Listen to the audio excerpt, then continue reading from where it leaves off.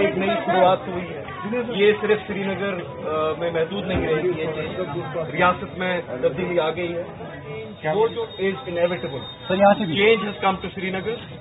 اور جو لوگ یہ آج تک ان ڈیلیوژنس میں تھے کہ ان کے بغیر یہاں پہ چینج ڈلیور نہیں ہوگی، امپاورمنٹ لوگوں کی ہوگی، آج لوگوں کی امپاورمنٹ ہو چکی ہے. یہ الیکشن دیکھا کہ اس الیکشن میں جن حالاتوں میں الیکشن لڑا گیا، پھر انفارچونیٹلی اس سسٹم کو بھی پلیوٹ کیا گیا.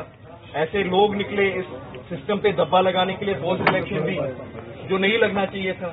خیر وہ کامن سٹیزن بڑھانی ہے، اسٹینڈرڈ آف لائف بڑھانا ہے.